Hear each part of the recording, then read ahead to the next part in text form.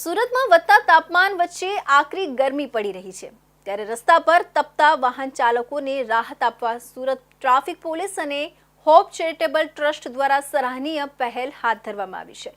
Y junction ખાતે traffic signal પર ઊભા રહેતા લોકોને શેરડીનો ઠંડો રસ વિતરિત કરવામાં આવ્યો।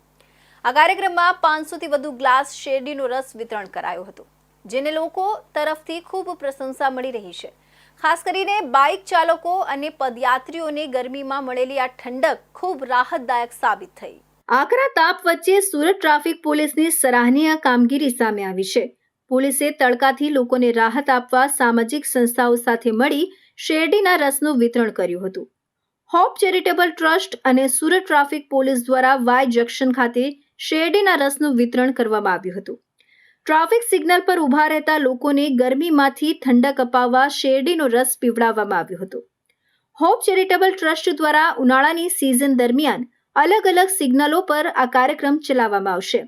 પીએસઆઈ એસએફ ગોસ્વામીએ જણાવ્યું કે આકરી પડેલી ગરમીમાં અમે ટ્રાફિક પોઈન્ટ્સ પર ઊભેલા લોકોને થોડીક ઠંડક આપવાના હેતુથી આ પહેલ હાથ ધરી છે।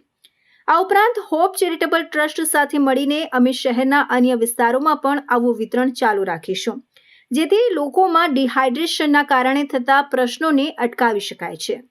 સુરત શહેરમાં હાલનું તાપમાન 39 થી 41 ડિગ્રી હોય અને 41 ડિગ્રી તાપમાનની વચ્ચે સુરત શહેર ટ્રાફિક પોલીસ અને હોપ ચેરિટેબલ ટ્રસ્ટના સંયુક્ત ઉપક્રમે જે પ્રજાને તાપમાં સિગ્નલ પર ઊભા રહેતા જે ગરમી લાગી રહી છે એમાંથી બચવા માટે અમે એમને એક રિફ્રેશમેન્ટ માટેનો પ્રયાસ કરેલ છે અને શેરડીના રસનું વિતરણ આ સંસ્થાના માધ્યમથી કરવામાં આવેલ છે। હોપ ચેરિટેબલ ટ્રસ્ટના પ્રતિનિધિએ જણાવ્યું હતું કે ઉનાળાની સિઝન દરમિયાન સુરતના અલગ અલગ ટ્રાફિક સિગ્નલ્સ પર આ કાર્યક્રમો યોજી વધુને વધુ લોકોને રાહત આપવાનો ઉદ્દેશ્ય છે, તેમજ આ પ્રકારની સામાજિક જવાબદારીની ઝાંકી આપતી આવી પ્રવૃત્તિઓ જનતા અને તંત્ર વચ્ચે સકારાત્મક સંદેશ પહોંચાડે છે।